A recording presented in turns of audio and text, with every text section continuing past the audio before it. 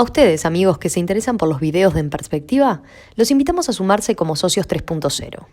Queremos que nuestros servicios digitales sigan abiertos a todos, pero para que eso sea posible, es necesario contar con un pago mensual de aquellos que puedan hacerlo. Más información en enperspectiva.net/socios. El próximo gobierno deberá implementar un ajuste fiscal. ¿A quién corresponde esta afirmación? Al economista Pablo Rosselli, socio en la consultora Deloitte, con quien conversamos con frecuencia aquí en Perspectiva.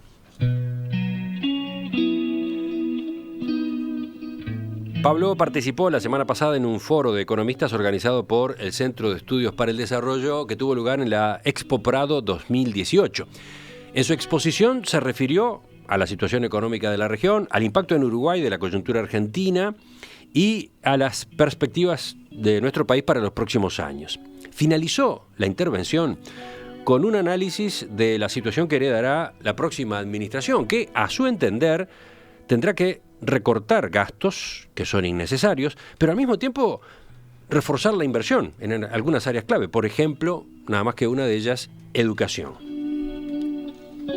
¿Cómo se maneja ese desafío? Bueno, ¿cuál es el análisis? Vamos a charlar a partir de este momento con Pablo. Pablo, bienvenido.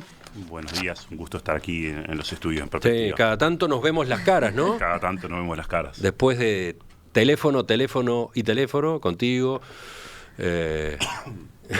Bueno, mails también, WhatsApp, ¿no? Porque sí. allí vamos ajustando los temas que vamos a abordar. Bueno, después de ese tipo de comunicaciones, después de las que ocurren fuera del micrófono, hoy tenemos a Pablo acá para charlar un rato. Pablo, el viernes pasado con Romina, ustedes analizaban los datos del PBI del segundo trimestre, datos que se habían conocido el día anterior. Saltamos ahora, vamos, si te parece, algo más global de perspectivas sobre cómo va a cerrar este año 2018 y qué cabe esperar para 2019.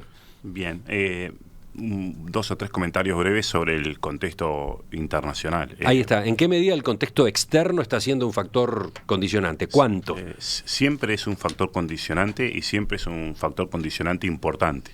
Si miramos a la economía mundial, siempre es un condicionamiento importante porque Uruguay es una economía muy pequeña y bastante abierta al mundo, con lo cual es inevitable que eso sea así. Si miramos al contexto internacional, el hecho sobresaliente en 2018 es el desempeño de la economía de Estados Unidos y las políticas económicas que estamos viendo en Estados Unidos. La economía de Estados Unidos crece fuerte, la inversión está creciendo a un ritmo fuerte, alentada por incentivos fiscales y la rebaja de impuestos.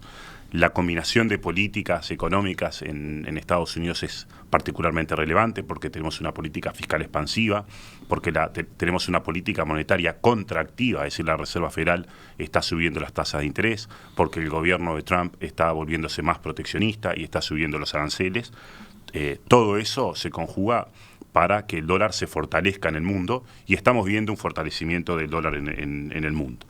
En ese contexto, los mercados financieros internacionales de algún modo están como separando la paja del trigo. No es que tengamos una crisis internacional ni nada por el estilo, de hecho la economía mundial está creciendo más que el promedio histórico, pero las economías emergentes que tienen fundamentos frágiles la están pasando mal. Turquía y Argentina, digamos, están al tope de la lista, eran países con alto déficit fiscal, alto déficit de cuenta corriente, alta inflación. Desde la perspectiva de Uruguay, el mundo, digamos, es un mundo donde se fortalece el dólar, el mundo se abarata en dólares, Uruguay está caro en dólares, eso es un elemento negativo. Y si miramos a la región, Uruguay va a sentir las consecuencias de lo que pasa en Argentina. Argentina está en un proceso de ajuste fiscal, recesión, dólar alto, y tenemos también un panorama bastante incierto en Brasil. Bueno, todo eso para Uruguay implica efectos negativos en la actividad económica, en el turismo, en el comercio de frontera, en varios sectores industriales, en la construcción, y eso está pautando una desaceleración de la economía uruguaya. Con ese contexto, Pablo, ¿cómo será el desempeño entonces macroeconómico en lo que resta también de este periodo de gobierno? Bueno, Uruguay no está en crisis tampoco, ni tenemos que pensar que vamos a tener una crisis en el futuro cercano. Tenemos un déficit fiscal alto, eso es un problema, pero el gobierno tiene cómo financiarlo. El país no tiene un déficit de cuenta corriente, no tenemos ninguna de las cosas que teníamos en Argentina presentes. Y lo que sí tenemos que pensar es que vamos a ver un desempeño macroeconómico pobre en lo que resta de 2018 y 2019. ¿Podemos dar algunos números? Sí, claro, a ver, pobre. ¿Qué quiere decir pobre? Probablemente el PBI, teniendo en cuenta lo que ya ocurrió en el primer semestre, va a cerrar este año con un crecimiento en torno de 2%, quizás un poquito menos de 2%, pero para el año que viene vamos a ver un crecimiento probablemente bastante menor, entre 0,5 y 1%. Estamos con la inflación en torno de 8%. En un escenario de dólar subiendo, difícilmente la inflación se aleje de este rango de 8 a 9%, lo cual es una inflación relativamente alta. Con un desempeño pobre en la actividad económica, difícilmente veamos mejoras estructurales en la situación fiscal, mejoras permanentes en la situación fiscal, y tenemos problemas de competitividad notorios. Uruguay quedó caro frente a todas las referencias relevantes. Tenemos niveles de competitividad tan bajos con Argentina y con Brasil como los que teníamos después de la devaluación del Plan Real en el 99 y después de la devaluación de Argentina a inicio del 2002. Manejaste una estimación de crecimiento para este año de 2% y para el próximo bastante menor, 0,5 a 1%. Sí. ¿Esos niveles de crecimiento son tan malos? Quiero decir, ¿por qué siempre parece imprescindible seguir creciendo? Voy a una consulta que incluso ha llegado de varios oyentes en los últimos meses. Si nos guiamos con el PBI, la economía hoy está mejor que un año atrás. O sea, crece poco, pero crece, ¿no?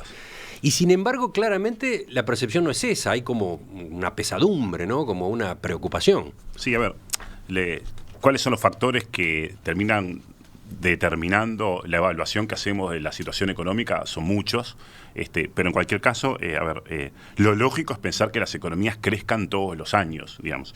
Las economías saludables crecen casi todos los años, crecen a tasas relativamente altas y solo excepcionalmente, de vez en cuando, tienen recesiones, y esas recesiones suelen ser cortas y poco profundas. Pero digamos, si uno mira como la historia económica, eso no siempre fue así. Lo que muestra la historia económica es que el crecimiento económico es un fenómeno relativamente moderno en la economía mundial. Hasta antes de la Revolución Industrial, el crecimiento económico era prácticamente insignificante, pero bueno, en los últimos 200 años nos hemos acostumbrado a que las economías crezcan todos los años, y eso genera expectativas de que tenemos que crecer todos los años. Lo que vimos entre el siglo XIX y en el siglo XX fue un crecimiento muy fuerte de la economía mundial. Fue particularmente muy acelerado en los países que hoy llamamos países desarrollados, los países Estados Unidos, Canadá, los países del occidente europeo, algún país de Asia, Australia, Nueva Zelanda. La teoría económica, digamos, de algún modo nos dice que es los países que tienen buenas instituciones y hacen las cosas bien. La teoría y la evidencia nos dicen que esos países tienen que crecer a tasas que de a poco acerquen el nivel de PBI per cápita, de ingreso per cápita, a lo de los países desarrollados. Es lo que los economistas llamamos la convergencia condicional.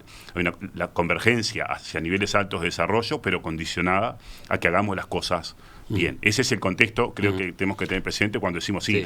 Las economías tienen que crecer todos los años. Definitivamente es lo que razonablemente tenemos que aspirar, y no hay razones para que no ocurra si hacemos las cosas bien. Hay una cuestión de evoluciones relativas de por medio. Exactamente. La teoría económica, por varias razones, sostiene que es esperable que los países que tienen menor desarrollo relativo capturen más inversión y crezcan más rápido que los países de mayor desarrollo relativo. Pero no hay atajos al desarrollo, no hay caminos fáciles ni cortos para el desarrollo. Para volverse un país desarrollado durante mucho tiempo hay que crecer a tasas del 3, para caso de Uruguay, 3, 3,5, 4, 5% anual, tasas que hoy están muy lejos. Desde el 2015 para acá, la economía uruguaya está creciendo a tasas del 2% promedio anual, para quedarnos con una referencia. Esas son tasas que no nos llevan al desarrollo. Seguimos conversando hoy en estudios con el economista Pablo Rosselli, socio en Deloitte. Estamos haciendo un gran repaso de la situación y las perspectivas económicas de nuestro país. Pablo, viniendo a lo que ha sido un tema de los últimos días, a partir de los análisis que se están haciendo por esta coyuntura, la semana pasada el ministro de Economía, Danilo Astori, dijo que muchos de los analistas que se expresan por estos días están adoptando una visión sobre la economía muy impregnada de interés partidario, afirmó. Y lo decía también en estos términos. Yo esperaba señales diferentes, sobre todo de muchos analistas, que se supone que son analistas, pero que en realidad están adoptando una visión sobre la economía muy impregnada de interés partidario, porque algunos de ellos están al servicio de partidos. ¿A quién se refiere? No, a nadie en particular, es una afirmación que hago en términos generales. Este no es un tema personal, es un tema conceptual. ¿Qué respondes a estos comentarios? ¿Cómo te cayeron? A ver, no me siento particularmente aludido. A ver, me sorprendieron de todos modos los comentarios, pero dos tipos de reflexiones. A ver, yo solamente puedo hablar por el trabajo que hacemos en Deloitte, no me corresponde hablar por el trabajo de ningún otro colega. En Deloitte tenemos un equipo numeroso de economistas. Nos dedicamos a analizar la marcha de la economía, hacemos proyecciones, le brindamos asesoramiento profesional a nuestros clientes y compartimos también los mismos análisis y los mismos diagnósticos en diversos medios. Obviamente lo hacemos con frecuencia con ustedes. Tratamos de hacerlo con el mayor rigor profesional, a veces con aciertos, obviamente otras veces con errores, porque la ciencia económica está muy lejos de ser una ciencia con predicciones precisas, pero bueno, eso es lo que podemos decir de nuestro trabajo. Después hay otra reflexión que tiene que ver en general con el rol que uno genéricamente y con alguna imprecisión puede decir que han tenido los diagnósticos de los economistas que nos dedicamos al seguimiento de la coyuntura.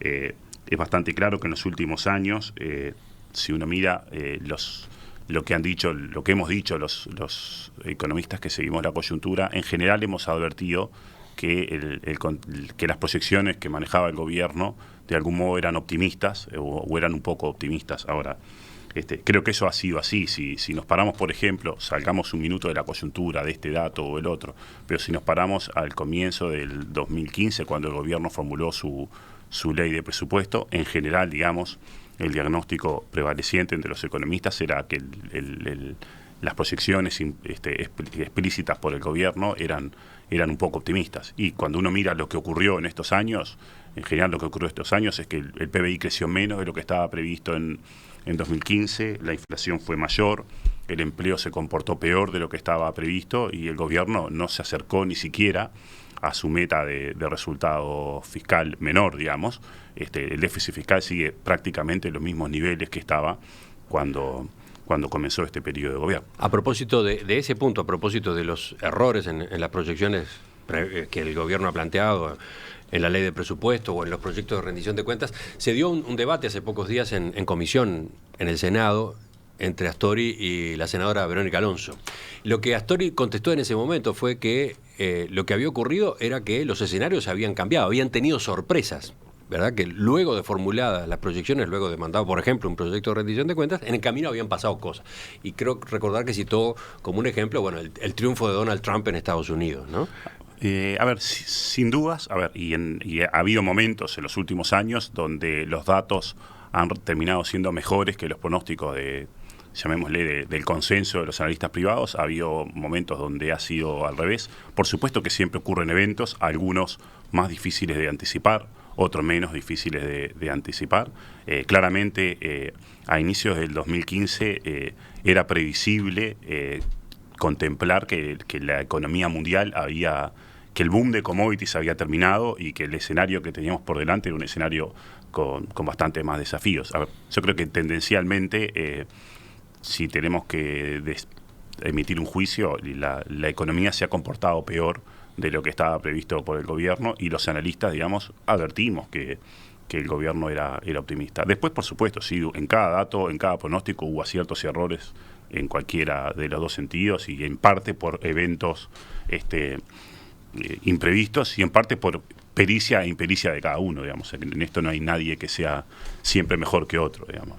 Enseguida, después de la pausa, vamos a recorrer otros puntos. Por ejemplo, ¿cuál es el ambiente, cuál es la perspectiva que ustedes recogen cuando intercambian con los clientes, con las empresas en particular? Y sobre todo vamos a mirar hacia el próximo periodo de gobierno, ¿no? ¿Cómo se puede imaginar que van a estar las cosas en materia económica en marzo del año 2020? Romina.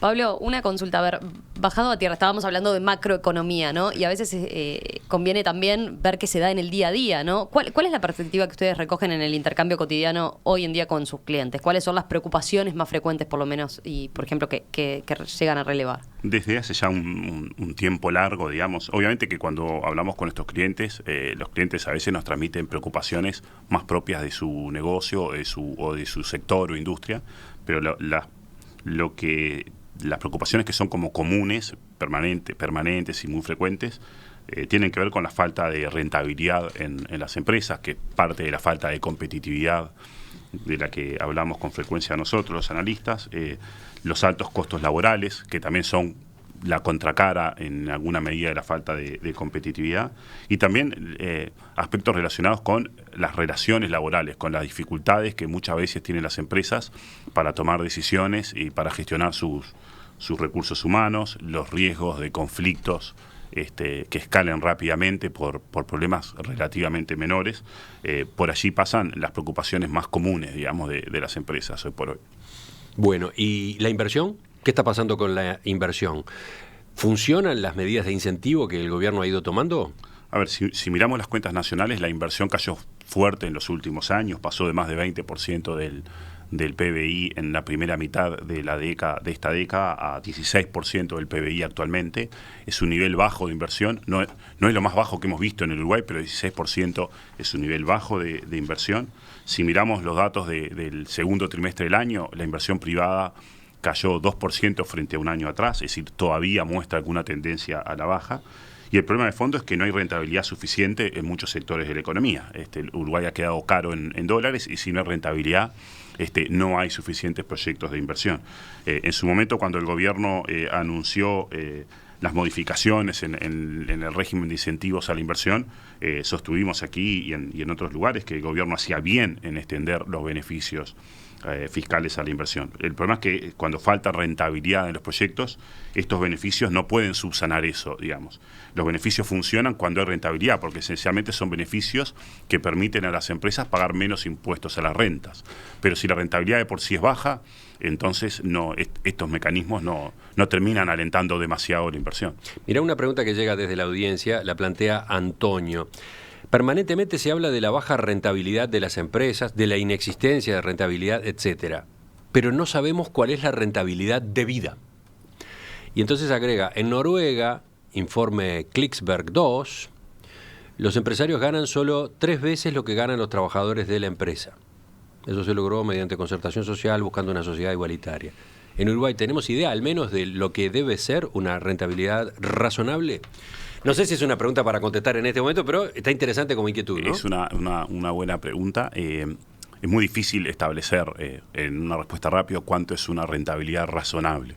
Pero razonable puede querer decir muchas cosas. Sí, claro. Razonable puede querer decir que a nosotros nos parezca razonable y justa la comparación de cuánto más tiene que ganar un empresario versus cuánto más tiene que ganar versus un trabajador. Es un criterio de equidad o de justicia de alguna manera.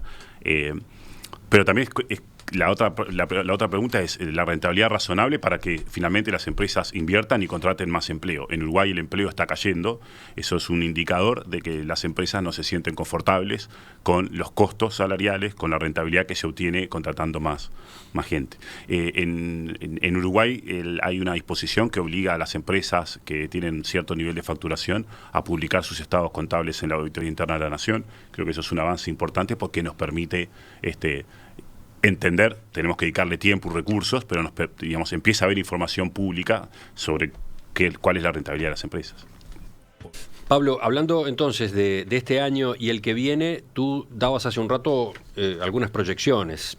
El PBI, según los cálculos de Deloitte, crecería este año 2% y el año próximo de 0,5 a 1%.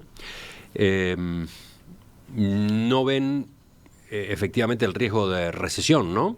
A ver, hay un riesgo, digamos, no está nuestro escenario base que la economía entre en recesión, pero es un elemento de riesgo que ha crecido a partir de la crisis de Argentina. Bueno, en cuanto al desempleo y la inflación, recordemos los números. Estamos pensando que la inflación probablemente va a estar entre 8 y 9%. Muy difícil hacer pronóstico de desempleo porque depende de la diferencia entre los que buscan trabajo y los que encuentran, pero tendemos a pensar que el desempleo va a permanecer en niveles altos como los actuales. Bueno, entonces, este panorama, que tú estás ahora reseñando, es el que en definitiva va a tener en sus manos el próximo gobierno, el que asumirá en marzo de 2020. Y ahí aparece una discusión interesante sobre qué es lo que deberán hacer las nuevas autoridades, las que surjan de las elecciones del año 2019. Vamos a ir recorriendo algunos puntos, Romina. Sí, capaz que en primer lugar, a ver, Pablo, para ti no hay duda que el próximo gobierno va a tener que hacer un ajuste fiscal. Bueno, a ver, en realidad... Lo dijiste. Lo dije. A ver, lo que dije es el gobierno va a tener que hacer un ajuste fiscal. El próximo gobierno va a tener que hacer un ajuste fiscal. Primera reflexión, falta bastante para el próximo gobierno, pero parece poco probable que en lo que resta de esta administración se tomen medidas sustantivas, digamos, para corregir algunos de los desequilibrios macroeconómicos que hay en Uruguay. Pero en economía no hay certezas, con lo cual... No diría, no hay ninguna duda de que el próximo gobierno, no diría eso, de que el próximo gobierno sí o sí va a tener que hacer un ajuste fiscal y no tenemos dudas de eso, pero con los elementos que tenemos hoy estamos convencidos de que el próximo gobierno va a tener que implementar medidas de ajuste fiscal. El déficit fiscal que estamos teniendo actualmente implica que la deuda pública sigue subiendo. Llevamos ya varios años de un desequilibrio fiscal en torno de 4 puntos del PBI o un poquito menos de 4 puntos del PBI.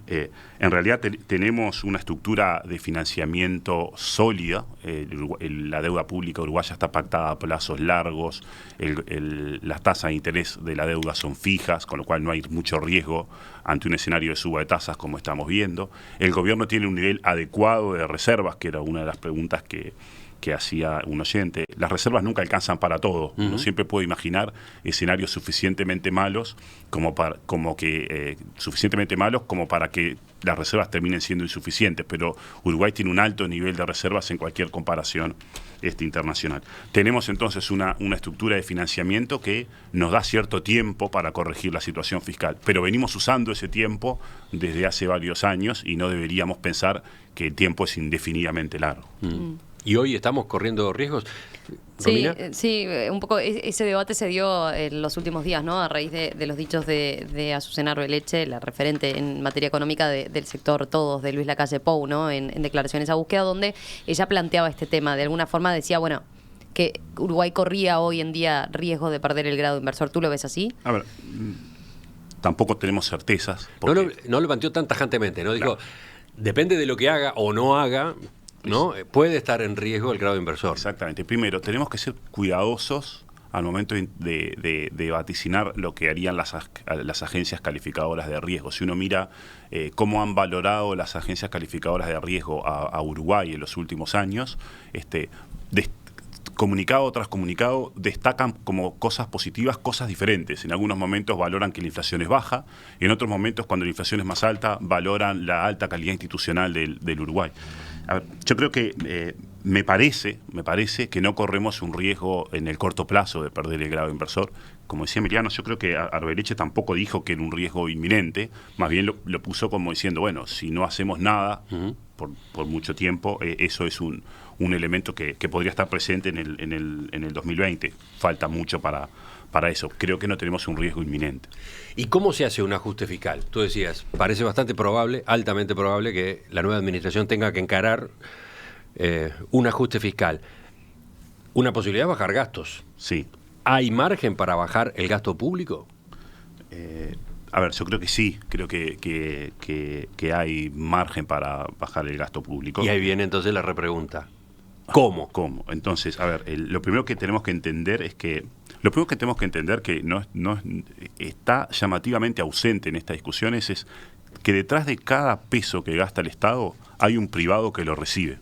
El Estado no está allí en la plaza caminando, digamos. El Estado es un una cosa, un etéreo, digamos, ¿no? Detrás de cada gasto público hay un privado que lo recibe. Ese privado puede ser un funcionario público, puede ser un pasivo, puede ser el dueño de una empresa que es proveedora del Estado, puede ser un funcionario, un trabajador de esa empresa proveedora del Estado, puede ser un inversor que recibe su Lo que estás diciendo es que gasto público igual movimiento de la economía. No, y que siempre al final alguien tiene que pagar, digamos, cuando decimos el que tiene que ajustarse es el Estado, claro. El que tiene que ajustarse es algún privado que está recibiendo un ingreso del Estado, digamos. El Estado, digamos, no se ajusta, lo que se ajustan al final somos los privados, que somos los únicos que existimos de carne y hueso, digamos.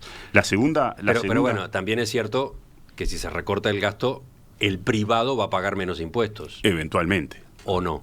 A ver, ahí vamos a eso. Ahí también vamos a dónde estamos, el punto de partida, la situación, el déficit fiscal que tenemos hoy. Claro, está bien. El segundo punto es que para bajar el gasto de un modo estructural permanente, tenemos que definir qué cosas el Estado va a dejar de hacer, digamos, o qué cosas no son prioritarias y por lo tanto se va a apelar a por ejemplo, a una reducción de la masa salarial en esas actividades que no son prioritarias.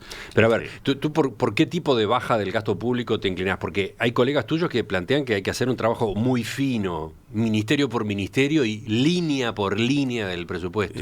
A ver, creo que nadie podría oponerse a eso. El punto con eso es qué expectativas tenemos de reducir el gasto público de esa forma tan quirúrgica, digamos. Cuando uno mira la composición del gasto público, son en alto porcentaje salarios y pasividades. Detrás de los salarios hay funcionarios, hay restricciones para despedir funcionarios, pero aun cuando apelemos a soluciones que en el pasado implementamos, como decir, bueno, no se reponen funcionarios a medida que los funcionarios se jubilan, esas estrategias, si no están acompañadas de una definición clara de las cosas que se dejan de hacer, no funcionan. Un alto porcentaje de los funcionarios públicos trabajan en la educación, en el sistema de salud, en el Ministerio del Interior, por poner algunos ejemplos. Estamos pensando que en esos lugares necesitamos menos funcionarios públicos. Entonces, si el Estado sigue haciendo todas las actividades que hace hoy, y las oficinas públicas siguen haciendo todo lo que hacen hoy, difícilmente logremos grandes ahorros. Por supuesto que siempre hay un mecanismo que es la mejora de eficiencia. Hago lo mismo con un poco menos de recursos. Pero cuando uno recorre el sector público, esto es una opinión personal, uno encuentra que hay muchas actividades que habría que preguntarse por qué las hacemos realmente. Falta esa discusión. Esa discusión me la parece más estructural, digamos. Central, digamos. De lo contrario, Uruguay ya ha implementado estrategias de reducción del gasto sin apelar sin contestar esa pregunta. Durante un tiempo largo teníamos un esquema de que ingresaba uno cada 3 que se retiraba. Las oficinas seguían haciendo las mismas actividades, el sector público se llenó de becarios. ¿Por qué? Porque se pensaba, digamos, si las oficinas van a hacer las actividades que están haciendo, cuando hay menos gente, de algún lado se precisa gente, tomamos un montón de becarios. No es algo estructural, sino pensamos lo que el Estado debe dejar de hacer. ¿Y entonces? Porque esa discusión a propósito de cómo estructuralmente hay que recortar el gasto, da la impresión de que es bastante difícil, que va a llevar mucho tiempo, no sé si se va a laudar en algún momento, ¿no? Creo que es una discusión permanente en el mundo, digamos, no es que se laude de un día para siempre, pero es una discusión que está pendiente, y al momento volviendo un instante a la macro, al momento de pensar en estrategia de ajuste fiscal, como analistas me parece que debemos reconocer que implementar un ajuste estructural del gasto público toma tiempo. Toma tiempo porque primero hay que ponerse de acuerdo, y esa es toda una discusión. En dónde bajar el gasto es una discusión política, donde hay diferencias entre los distintos partidos, hay diferencias en la sociedad. Además de que toma tiempo acordarlo, asumiendo que podemos acordar una cantidad suficiente de recortes de gasto, toma tiempo implementarlo, y toma tiempo ver esas medidas en las cuentas públicas. Entonces... ¿Entonces qué va a pasar a comienzos del próximo gobierno? ¿Va a terminar habiendo un ajuste por el otro lado, por aumento de impuestos? Por eso, en mi opinión, es probable, digamos, que el próximo gobierno deba recurrir, en parte al menos, a incrementos de impuestos para cerrar el déficit fiscal. No se enoje con el mensajero, digamos, pero eso es algo que... Pero hoy el sector productivo está para bancar, entre comillas, un aumento de impuestos. Bien, a ver... ¿O por dónde tendría que venir? ¿En quién tendría que recaer ese incremento de impuestos? A ver, dos reflexiones, digamos, ¿no? Una es, ¿qué aprendimos, si es que aprendimos algo, de lo que ocurrió en Argentina este año, digamos. ¿Qué lección tenemos que sacar de la estrategia de la administración Macri? Que es muy riesgoso no ajustar. Permanecer, dejar que el tiempo pase sin un ajuste fiscal cuando las cuentas públicas ameritan un ajuste es extremadamente riesgoso, porque en algún momento el financiamiento se puede acabar. Eso no es algo que vaya a ocurrir en el Uruguay de los próximos meses, pero llevamos, como decía antes, varios años de un déficit fiscal elevado. Las reducciones estructurales del gasto público son difíciles, operan lentamente. Con eso no estoy diciendo que no haya que buscarlas. Y por otro lado, va a haber que aumentar el gasto en algunos rubros. Ahora podemos discutir esa parte de la cuestión, pero claramente no parece lógico en este contexto que pensemos que los aumentos de impuestos deban recaer en la producción o en las rentas empresariales. Hoy hay baja rentabilidad en las empresas, la inversión es baja en Uruguay, mal haríamos, y en el mundo hay una competencia fiscal por reducir los impuestos a las empresas, con lo cual mal haríamos en pensar que este ajuste fiscal debiera recaer, digamos, en más impuestos a rentas empresariales que hoy son bajas. Y entonces, ¿por dónde van a ir los impuestos? Razonablemente, si el próximo gobierno tiene que apelar a incremento de impuestos, deberíamos pensar que son más impuestos en el consumo o en los ingresos personales, rentas de trabajo, rentas de las pasividades, rentas del capital, pero en los impuestos personales que recibimos las personas. Anoten. No se enojen con el mensajero. Después, por otro lado... Enseguida vemos el final de esta conversación. Pablo Rosselli se arriesga y dice eso que ustedes acaban de escuchar. La próxima administración va a estar prácticamente obligada a encarar un ajuste fiscal, y ese ajuste en buena medida irá por el lado de aumento de impuestos. No tiene mucha escapatoria. No sé si más o en menos que el lado de revisión de gastos, pero probablemente con algún aumento de impuestos. Porque además de este desafío, el de reducción del gasto que está brava, está la necesidad de aumentar el gasto en algunos rubros, ¿no? Bien, a ver. Eso es lo que forma parte de toda esta ecuación. De nuevo, aquí juegan en parte las preferencias de cada uno, digamos. Creo que a los oyentes no les debería importar particularmente las preferencias de Pablo Rosselli, pero parece bastante claro que Uruguay tiene que invertir más en educación. Es cierto que hemos aumentado mucho el gasto en educación y que los resultados no han estado a la altura de lo que podía esperarse, pero en Uruguay tenemos solo un 40% de los jóvenes que egresa de la enseñanza media con 6 años de enseñanza media. Si hiciéramos una reforma educativa exitosa y lográramos que un 90% de los jóvenes egresaran con 6 años de la enseñanza media, que es lo que deberíamos pensar como mínimo para pensar en una senda de desarrollo económico en el Uruguay, notoriamente deberíamos invertir en más salones de clase, más liceos, más horas docentes. Tenemos una situación, en Uruguay tenemos, en el 2011, que creo que es el último dato conocido, había 165.000 personas viviendo en asentamientos. No hay camino al desarrollo con 165.000 personas viviendo en asentamientos. Ahí se precisa una fuerte inversión del sector público, precisamos liceos de muy buena calidad, centros educativos de muy buena calidad en esos lugares, precisamos inversiones en infraestructura, precisamos inversiones en viviendas, digamos. Hay lugares donde hace falta mucha inversión y ahí obviamente siempre se puede decir, pero lo que pasa es que gastamos mal en otros lugares. Yo puedo ser el primero en sostener esa afirmación, pero ahí están las preferencias y la forma en como en Uruguay asignamos el gasto público. Otra vez aquí mismo he señalado, digamos, mi descontento con algunas de las decisiones que hacemos en materia de seguridad social. En Uruguay hay una enorme preferencia por aumentar el gasto en seguridad social. La seguridad social, en el mejor de los casos, es un juego de suma cero. Cada vez que mejoramos una pasividad, hay un joven que va a tener que trabajar más para pagar esa pasividad. Y en este gobierno hicimos un aumento extraordinario del gasto público de las próximas décadas para subsanar el problema de los cincuentones. En este mismo periodo de gobierno estamos teniendo enormes dificultades para aprobar una buena reforma de la llamada caja militar, que tiene un régimen de pensiones absolutamente insostenible e injusto. Entonces, hay un tema de preferencias. Las preferencias que recoge el sistema político no van, en mi opinión, en línea con una buena asignación del gasto público. ¿Y entonces? Y bueno, creo que esa es una restricción que tenemos que debería cambiar. El último comentario que haría, porque sé que estamos ya sin más tiempo, no nos quedemos con la idea de que lo único que tiene que hacer el próximo gobierno es un ajuste fiscal. En realidad, Uruguay, desde el 2015 para acá, está creciendo demasiado poco. El principal objetivo de la política económica desde hoy tendría que ser, y seguro para el próximo gobierno, es recuperar tasas de crecimiento bastante más altas. Y eso requiere dos cosas. Requiere de un reequilibrio de la situación macroeconómica.